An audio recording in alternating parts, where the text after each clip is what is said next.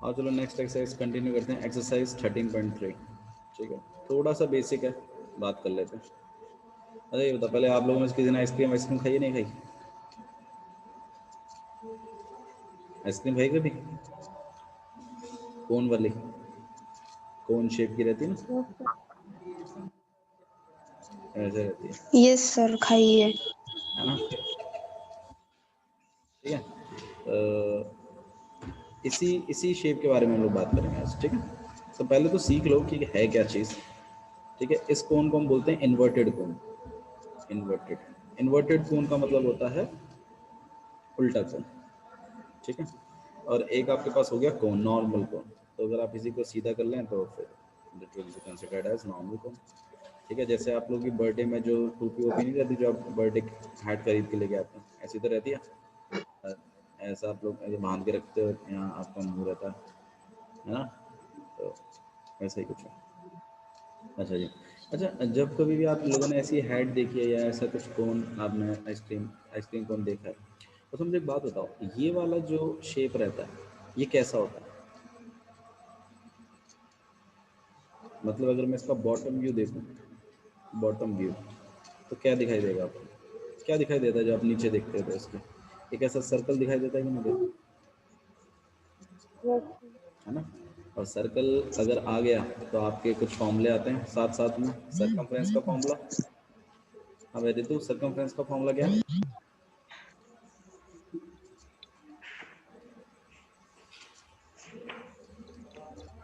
तो सर्कमफ्रेंस का फॉर्मूला क्या है बाबू? Sir 2 pi R. Very good. Circumference का फॉर्मूला हो गया आपके पास 2 पाई आर। और जो अंदर का जो शेडेड रीजन है उसका क्या फॉर्मूला हो गया आपके पास? पाई आर स्क्वायर। सही है ना? ठीक है, तो इसका मतलब कोन में आपके पास जो बॉटम है, जो बॉटम व्यू है कोन का, वो सर्कल शेप का रहता है। वो कैसे शेप का रहता है? सर्कल।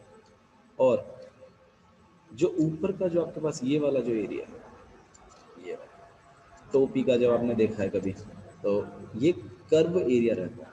ये कैसा रहता है? कर्व। और इसको निकालने का फॉर्मूला है आपके पास पाई आर एल।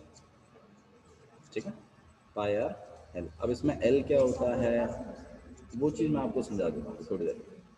ठीक है, तो कोन के बारे में हम लोग थोड़ा सा और बात करेंगे। कोन कोन के बारे में और सोचते हैं थोड़ा सा, कौन कौन सी शेप है, कैसी है। और फॉर एग्जाम्पल जैसे ये आपके पास नॉर्मल कोन हो गया।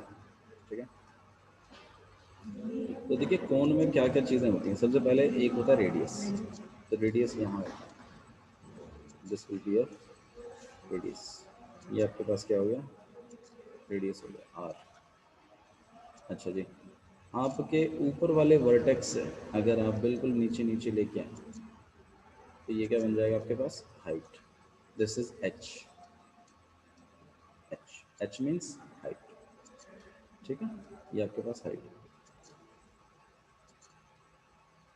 हाइट। और ये जो आपके पास ये जो बेंडिंग वाली जो बात है, इसको कहते हैं हम लोग स्लैंट हाइट। क्या बोलते हैं इसको हम लोग? स्लैंट। स्लैंट हाइट मतलब बेंडिंग वाली हाइट। इसको हम लोग एल से डिनोट करते हैं। किससे डिनोट करते हैं? एल से। ठीक है, अच्छा जी। अच्छा, इसको देखने पे आपको कुछ राइट एंगल ट्राइंगल वाला हिसाब किताब याद नहीं आ रहा? राइट एंगल ट्राइंगल जैसा, है ना? ये आर है, ये एच है, और ये क्या है आपके पास? एल है। तो अगर राइट एंगल ट्राइंगल है तो एक थ्योरम चलती है इसके साथ, पाइथागोरस थ्योरम। पाइथागोरस थ्योरम क्या कहती है चेतना? याद सर है? Yes sir. सर क्या ए कहती square plus B square equal to 6। है? ए स्क्वायर बी स्क्वायर नहीं, ऐसे नहीं सर है। ऐसा, मतलब बेस बेस हाँ, का स्क्वायर प्लस हाइट का स्क्वायर इक्वल टू हाइपोटेन्यूज का square. Very nice very nice. देखिए आप लोगों ने जो पीजीटी पढ़ा है उसमें जैसे ये आपके पास ए है, यहाँ बी है और ये सी है। सब जानते हैं 90 डिग्री है। अगर ये 90 डिग्री है तो इसका मतलब आपकी पीजीटी थ्योरम क्या कहती है? पीजीटी थ्योरम कहती है कि हाइपोटेन्यूज का स्क्वायर जो है, जो आपके पास हाइपोटेन्यूज का स्क्वायर है, हाइपोटेन्यूज का स्क्वायर मतलब ए सी का स्क्वायर। तो ए सी का स्क्वायर इज इक्वल टू में ए बी का square and plus B C का स्क्वायर। सही बात है ना? इस साइड को आप हाइपोटेनियस कहते थे, याद करिए, इसको आप बेस कहते थे, और इसे आप क्या कहते थे, परपेंडिकुलर या हाइट, जो भी आप कहें, परपेंडिकुलर। ठीक है, तो राइट एंगल ट्राइंगल में ध्यान रखिएगा, हाइपोटेनियस का स्क्वायर, पीजीटी थ्योरम कहती है कि हाइपोटेनियस का स्क्वायर इक्वल होता है आपके परपेंडिकुलर के स्क्वायर के, और प्लस में हाइट के स्क्वायर। तो अगर हम इसी चीज़ को अगर हम भी फॉलो करने लग जाएं, तो इस राइट एंगल ट्राइंगल में जो हमने ऐसे बनाया हुआ है, इसमें ये आर है, ये आपके पास एच है, ये आपके पास एल है, तो क्या लगेगी theorem, A B L C क्या लग जाएगी आपके पास, एल का स्क्वायर इक्वल टू एच का स्क्वायर और प्लस आर का स्क्वायर। भाई गलत तो नहीं लिख दिया मैंने, सही है ना ये बात? ठीक है। अच्छा जी, इसका फ़ायदा क्या होगा, मेन बात है इसका फ़ायदा क्या होगा सर, ये तो बता दूँ। इसका फ़ायदा यहाँ पर ये होगा कि भाई अगर कोई भी, अगर आपको दो चीज़ें पता हैं तो आप तीसरी चीज़ निकाल सकते हैं। ठीक है, कोई भी दो चीज़ है, फॉर एग्जांपल देखो, जैसे मान लो मेरे को पता है ये 3 है और ये कितना 4 है, तो मैं ये निकाल सकता हूँ कैसे, इसमें लगा के। ये क्या कहता है, एल स्क्वायर इक्वल टू में एच का स्क्वायर, एच की जगह क्या चल रहा है 4 का स्क्वायर, और आर की जगह क्या चल रहा है 3 का स्क्वायर, कितना हो जाएगा यहाँ पे 16 प्लस में 9 एल का स्क्वायर, 16 प्लस 9 कितना होगा बस 25, एल को अकेला कर दोगे अंडर रूट 25, अंडर रूट 25 कितना होता है 5, तो स्लैंट हाइट कितनी होगी 5, सही बात है ना। और ऐसा ही नहीं है, मान लो तुम्हें ये पता है 5 है और ये नहीं पता इस बार, तो दोबारा फॉर्मूले में लगा देंगे। फॉर्मूला क्या कहता है, एल स्क्वायर इक्वल टू में एच का स्क्वायर प्लस आर का स्क्वायर, इस बार एल हमें पता है तो 5 का स्क्वायर, एच पता है स्क्वायर का स्क्वायर, आर नहीं पता है। हाँ भाई 5 का स्क्वायर कितना हो गया आपके पास 25, 4 का स्क्वायर कितना हो गया 16, यहाँ पे आर का स्क्वायर, आर के स्क्वायर को अलग कर दो, 25 माइनस 16 कितना हो जाएगा 9, और आर का स्क्वायर, और आर की वैल्यू कितनी आएगी अंडर रूट 9, अंडर रूट 9 कितना होगा आपके पास 3। सही है। तो इसका मतलब हमें ये जो रिलेशनशिप है एल स्क्वायर इक्वल टू में H square plus R square, ये बहुत ज़्यादा मतलब इंपॉर्टेंट है हमारे लिए। क्यों? क्योंकि कभी कभी कोन में ऐसा होगा कि आपको एल दे के रखेगा, आर दे के रखेगा और आपसे एच पूछ लेगा। तो यूजिंग दिस फॉर्मूला आपको इन तीनों चीज़ों में से अगर कोई भी दो चीज़ पता है तो आप तीसरी चीज़ अपने आप जनरेट कर सकते हैं। समझ में आ रहा है ये? ठीक है, ठीक है चेतना। ओके, नेक्स्ट चीज़ देखिए, नेक्स्ट चीज़ यहाँ पर ये है कि जैसे ये सर्कल है आपके पास और इसमें नीचे, इसका मैंने सर्कमफ्रेंस का फॉर्मूला भी आपको बता दिया और इसके एरिया का फॉर्मूला भी मैंने बता दिया। ठीक है, तो एक चीज़ देखो कि इसकी जो बेस होती है कोन की, वो हमेशा कैसी होती है, सर्कल शेप की होती है। ये जो कर्व वाला पार्ट होता है, इसका फॉर्मूला क्या था आपके पास, पाई आर एल। आइए फॉर्मूले लिख लेते हैं कोन के बारे में सारे। तो कोन में आपके पास टोटल 3 फॉर्मूले हैं। सबसे पहला है सी एस से, दूसरा है आपके पास टी एस से, और तीसरा है आपके पास वॉल्यूम। तीसरा क्या है आपके पास, वॉल्यूम। तो सी एस से हम जो लगाएंगे, ठीक है, तो यहाँ पर आपके पास जो कोन के सी एस ए का फॉर्मूला है वो क्या है आपके पास, पाई आर एल। ठीक है, जैसा कि मैंने आपको बताया। तो कोन के सी एस ए में आप जो पार्ट लेंगे, जो कंक्लूड करोगे, उसमें क्या करोगे, ये कर्व वाला पार्ट कंक्लूड करेंगे। और टी एस ए में, टी एस ए मैंने बताया था जो भी सरफेस आपको दिखाई दे रहा है, तो आपको एक तो कर्ड सरफेस एरिया दिखाई दे रहा है और एक आपको क्या है, बॉटम का एरिया दिखाई दे रहा है। इसका एरिया होता है पाई आर स्क्वायर। तो अगर मैं इनको प्लस करवा दूँ तो pi R L plus pi R square, इनको अगर मैं देखूँ कि कुछ कॉमन ले सकते हैं कि नहीं ले सकते, बिल्कुल ले सकते हैं। कितना आएगा आपके पास एल प्लस। अभी किताब में जो फॉर्मूला लिखा है वो ये है, लेकिन आया यहीं से ही है, इस बात का ध्यान रखिए। अच्छा जी, वॉल्यूम का जो फॉर्मूला है आपके पास कोन का, that is 1/3 pi R square H. ये सिलेंडर की वॉल्यूम का 1/3 होता है कोन का फॉर्मूला। ठीक है, तो आपको 3 फॉर्मूले ध्यान रखने हैं, एक है आपके पास सी एस है, एक है आपके पास टी एस है, और एक है आपके पास ये वॉल्यूम का फॉर्मूला, ठीक है। और एक चीज़ और ध्यान रखनी है कि एल स्क्वायर इक्वल टू में H square plus R square, ये वाले फॉर्मूले को। और मान लीजिए जैसे आपको किसी क्वेश्चन में आपको बोला है सी एस से निकालने के लिए, चलो आप क्वेश्चन ही देख लेते हैं, क्वेश्चन से धीरे धीरे समझ में आ जाएगा ये आपको, ठीक है। क्वेश्चन नंबर 1 देखिए क्या लिखा हुआ है। क्वेश्चन नंबर 1 आपके पास लिखा हुआ है कि diameter of the base of the cone is 10.5 centimetre. Diameter of the base of the cone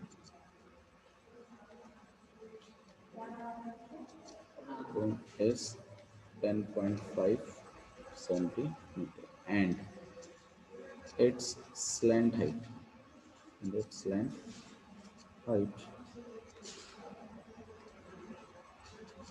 is 10 centimeter. Find its curved surface area. तो हमें इसमें diameter of the base of the cone हमें पता है 10.5, और हमें हाइट पता है, slant height, not height, this is slant height. और हमें सी एस से पूछा गया, सी एस ए का फॉर्मूला क्या है आपके पास, पाई आर एल। इसमें आपको पाई पता है, आर पता है, आर आप कहाँ से निकालेंगे, डायमीटर से, है ना, डायमीटर का हाफ करके तो निकलता है, और एल आप निकाल लेंगे, स्लैंट हाइट 10 सेंटीमीटर। फॉर्मूले में लगाना और काम करवाना। तो आइए लिख लेते हैं, सबसे पहले हम लोग क्या लिखेंगे यहाँ पर, कोन। हम कोन के बारे में बात करें, उसका डायमीटर मीटर का,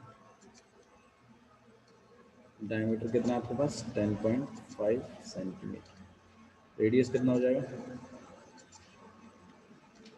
10.5 अपॉन में, ये कितना हो जाएगा आपके पास, अगर आप पॉइंट उठा के कर सकते हैं तो ठीक है, वरना डायरेक्ट भी आप डिवाइड कर सकते हैं। 5 टू से 10, पॉइंट आ जाएगा 2 बार,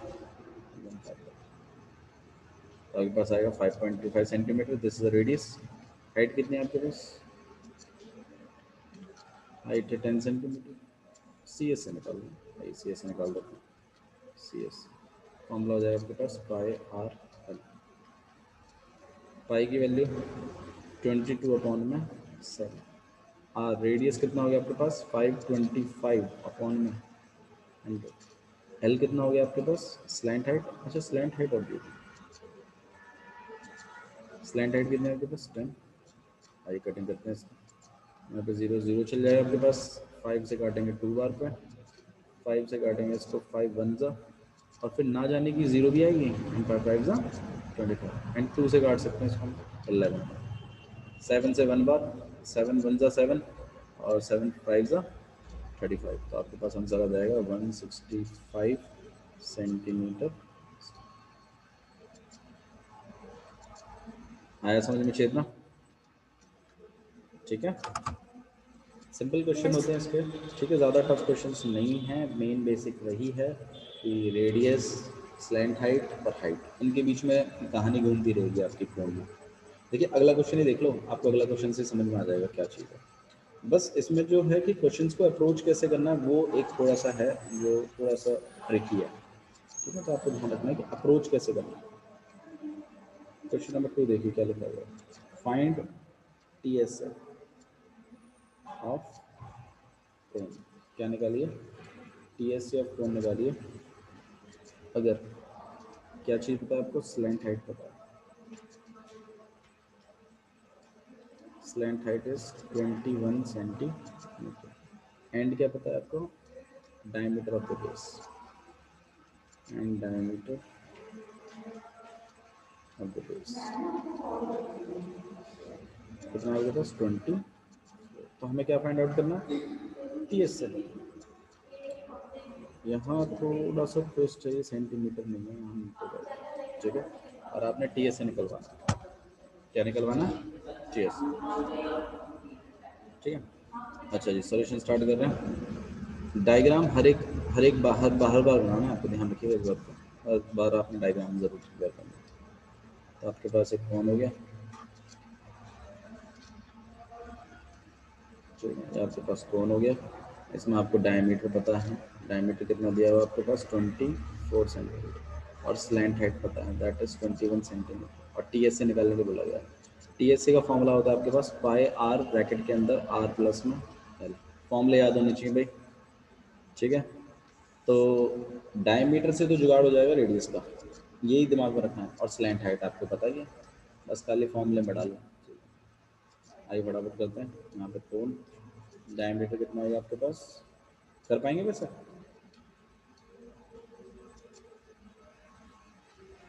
रेडियस कितना हो जाएगा आपके पास 24/2, काट पीट के कितना आ गया आपके पास 12 सेंटीमीटर, ठीक है। अच्छा जी, स्लैंट हाइट कितनी हो जाएगी आपके पास? स्लैंट हाइट है आपके पास 21 सेंटीमीटर। क्या निकालेंगे हम लोग? टी एस से देख रहे हैं। टी एस का फॉर्मूला आपके पास पाई आर ब्रैकेट के अंदर आर प्लस में एल। पाई होता है आपके पास 22/7। रेडियस क्या होती है आपके पास 12, यहाँ पे 12। और एल कितना हो गया आपके पास 20। सो यहाँ पे 22/7, यहाँ पे 12। और ये कितना हो जाएगा आपके पास 33, ठीक है। बाकी मेरे ख्याल से 7 तो देखो डायरेक्ट किसी से कट नहीं रहा, तो ऑब्वियसली बात है, इसका मतलब ये चीज़ जो है किस में जाएगी, पॉइंट में जाएगी, ठीक है। मल्टीप्लाई कर लेते हैं फटाफट। 33 इंटू में 22 कितना हो जाएगा आपके पास 66 यहाँ पे 6 2 एंड 7 26। और फिर आपने 12 सॉल्व, 12 6 72, 7 ऊपर कैरी गया, 24 और प्लस 7 कितना आएगा आपके पास 31, 3 ऊपर कैरी गया, 12 7 84, 84 एंड 87 अपॉन में 7। तो अगर आप इसको डिवाइड कर भी देते हैं तो 7 से काट लेते हैं इसको, 7 1 7 और आपके पास 17, 7 2 14, 14 और 31, 7 4 28, 28 एंड 32, 7 4 28, ठीक है। एंड 28 आपके पास 5 एंड 7, ठीक है। तो आपके पास आंसर आएगा 1244.57 मीटर स्क्वायर। देखिए प्रॉपर अगर कट होता है तो ठीक, नहीं होता तो आपने कम से कम पॉइंट के बाद 2 डेसिमल तक तो आंसर फुल कंप्लीट करना होगा, ठीक है। सॉरी, समझ में आया आप लोगों को, ठीक है। आइए let's begin with question number 3। Question number 3 देखो क्या लिखा हुआ है।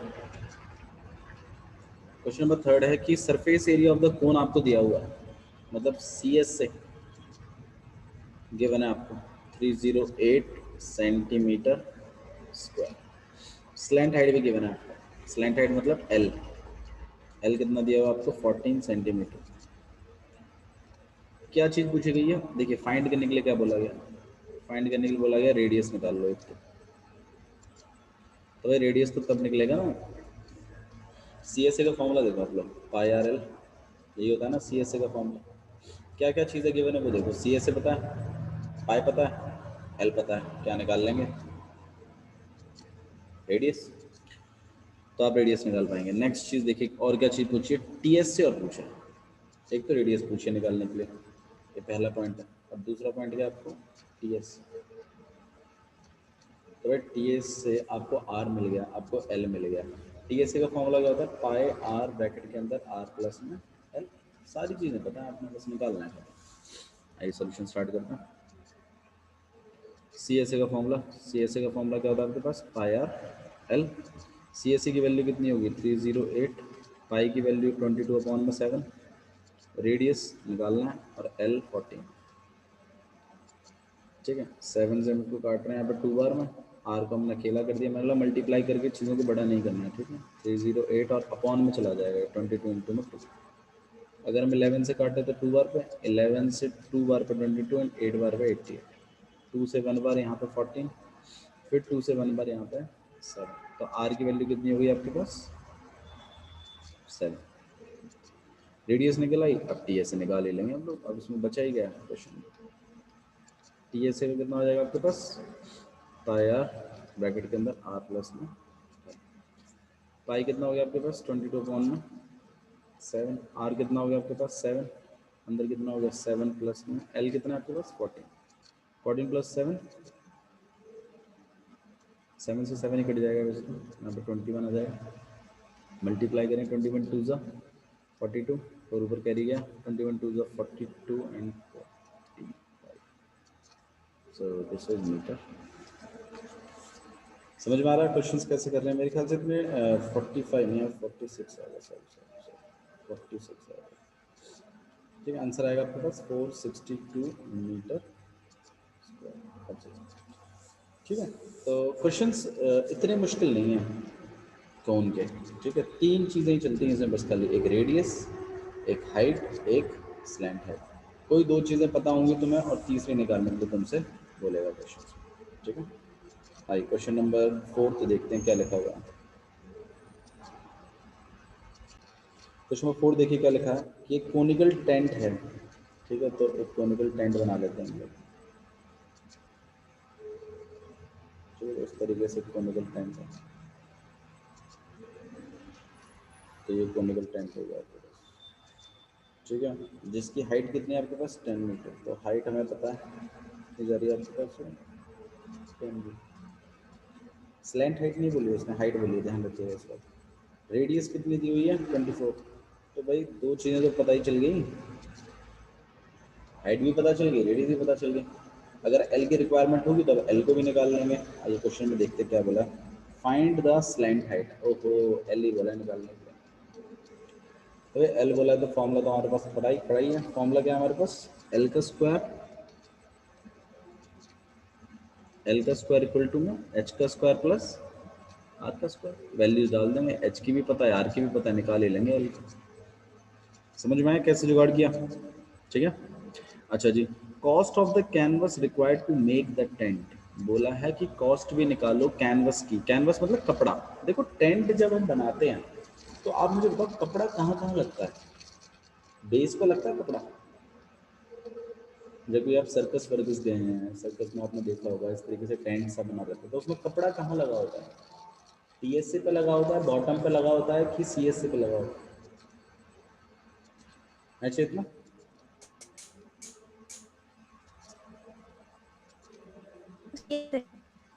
हाँ जी, सिर्फ खाली कहाँ लगा रहता है? सीएससी पे।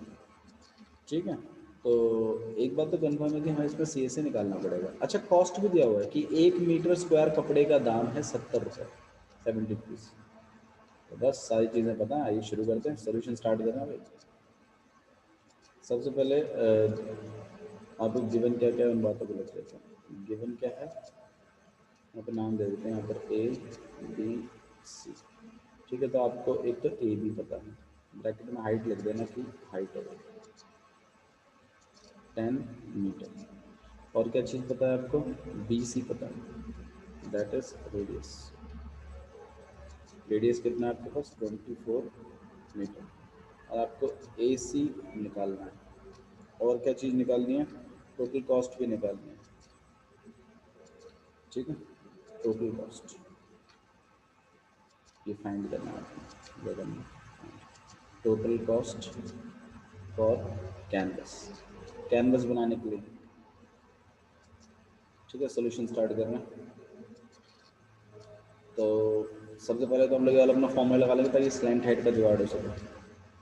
ठीक है, एल स्क्वायर इक्वल टू में एच स्क्वायर प्लस में आर स्क्वायर। एल स्क्वायर हमें निकालना है, एच स्क्वायर कितना है भैया आपके पास 10 का स्क्वायर, आर स्क्वायर कितना आपके पास 24 का।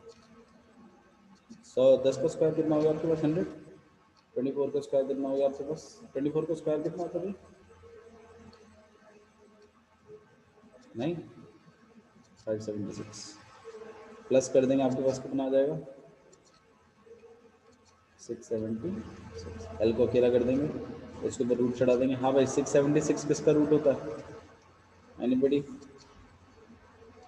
26 का। तो आपके पास एल की वैल्यू कितनी आ जाएगी आपके पास 26। एल तो आपने निकाल लिया, ये तो उन्होंने बोला था हाईलाइट करना है जैसे आपका आंसर आता है। अच्छा जी, अब कॉस्ट ऑफ 1 मीटर स्क्वायर। सबसे पहले उससे पहले सी एस से निकाल लेते हैं, एरिया ऑफ कैनवस निकालने के लिए। Area of canvas, area of canvas मतलब कपड़ा कहाँ कहाँ लगा हुआ है। तो कपड़ा कहाँ कहाँ लगा हुआ है क्या निकालेंगे? सी एस से का फॉर्मूला क्या होगा आपके पास, पाई आर एल, पाई की वैल्यू 22/7, आर की वैल्यू 24 और एल की वैल्यू 26। अगर नहीं कट रहा है तो नहीं काटना है भैया, देखो जानबूझ के प्रॉब्लम क्रिएट नहीं करनी है, कोई बात नहीं, नहीं कट रहा कोई दिक्कत नहीं है, इसे ही ले लीजिए आंसर, क्योंकि आप अभी अप्रॉक्सीमेशन करेंगे फिर बाद में दिक्कत आ जाती है मीटर स्क्वायर। अच्छा, cost of 1 metre square equal to कितना, 1 मीटर स्क्वायर कैनवस कितना, तो बोलो, देख लियो, चुप मत बैठे रहो, बोलो ऋतु कितना है, सर 70, सर 70। रुपीज 70। हाँ जी 70 रुपीज़ है, तो टोटल कॉस्ट कितना हो जाएगा, 70 को आप मल्टीप्लाई कर दोगे किससे, जो सी एस से निकाला है उससे, तो भाई 24/7 इंटू में 24 इंटू में 20, 7 से आपका ये कट जाएगा 70 कितनी बार पे, 10 बार पे मल्टीप्लाई करना है। 24 का स्क्वायर कितना होता है आपके पास, 676। अच्छा दो हाँ ये 24 में लिखा है मैंने, 22 आएगा, 22 आएगा। तो 26 इंटू में 22 कितना हो जाएगा आपके पास, ये 2 2 8 and 4 and 48, यहाँ पे 8 and 12 and 5 and 8, 528 को मल्टीप्लाई कर रहे हैं, 8 6 48, 8 4 को करेगा, 8 6 12 and 16 वाले को करेगा 6 और 30 31, और 2 16 वाले को करेगा 5 और 5 to तो आपके पास आ जाएगा यहाँ पे 8 12 7 3 और 9, तो आपके पास आएगा 13728 और ये 10 का एक जीरो, एंड आगे क्या आएगा रुपीज़ आएगा, तो ये टोटल कॉस्ट निकाल रहे हो ना, मेरी बात समझ में आ रही है। देखो अगर आप यहाँ मल्टीप्लाई करते हैं, अगर आप अप्रॉक्स वैल्यू निकाल लेते इसमें दिक्कत बन जाती, और वो दिक्कत क्या बनती कि भाई फिर आप उसमें आपका जो टोटल कॉस्ट है उसमें कुछ ना कुछ रुपीज़ का फ़र्क आ जाता है, ठीक है। तो इस बात को थोड़ा सा ध्यान रखो कि मतलब जल्दी ही अप्रॉक्सीमेशन में नहीं होना, ठीक है, लेके चलो कोई बात नहीं, अगर नहीं सॉल्व हो रहा कोई बात नहीं, एज इट इज इसको लेके चलो आगे बढ़ो इसको, ठीक है। ठीक है, नेक्स्ट क्वेश्चन देख लेते हैं, क्वेश्चन नंबर 5 देखिए क्या लिखा हुआ है, what length of the tarpaulin 3 metre will be required. एक काम करते हैं इस क्वेश्चन को थोड़ा सा रोक देते हैं, क्योंकि इसके लिए ना थोड़ी सी बेसिक नॉलेज चाहिए पहले इसकी, और तो हम थोड़ा सा इसको गैदर कर लेते हैं, उसके बाद काम करेंगे। ठीक है, क्वेश्चन नंबर 6 देखिए, 5 की जगह पर पहले क्वेश्चन नंबर 6 करेंगे हम लोग, ठीक है। थोड़ा सा बेसिक नॉलेज इससे और करेक्ट करते हैं, पढ़ो क्या लगा हुआ है, slant height and the diameter of the base of a conical tomb. Tomb क्या होता है भाई रश्मि, टॉम्ब क्या होता है एनीबॉडी, टॉम्ब क्या होता है बिट्टू, चेतना, टॉम्ब, मंदिरों के ऊपर ऐसे बना होता है। हाँ जी। तो टॉम्ब जो होता है देखिए नॉर्मली आपके पास आपने मंदिरों में भी देखा होगा, और मतलब गुरुद्वारे में काफ़ी कॉमन होता है, ठीक है। इसको इसको हिंदी में गुंबद भी बोलते हैं, गुंबद है ना, इस तरीके का रहता है, ठीक है, ऐसा रहता है ना, हम देखा होगा। और नीचे पूरा पूरा पूरा मंदिर बना रहता है बढ़िया तरीके से, ऐसी प्रॉब्लम नहीं होती है, तो बढ़िया मंदिर रहता है, और इसके ऊपर ऐसे झंडा सा लगा रहता है, याद है तो जब रहता है ना, तो इसको इसको टॉम्ब कहते हैं, जो इस तरीके का जो सरफेस रहता है उसको हम लोग क्या कहते हैं, टॉम्ब कहते हैं, ऐसा पार्ट होता है टॉम्ब।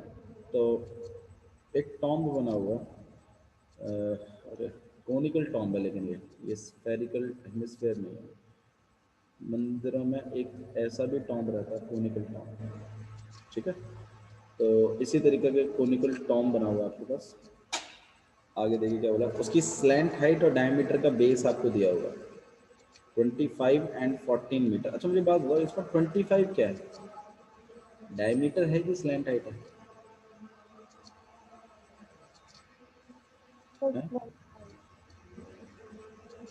चेतना,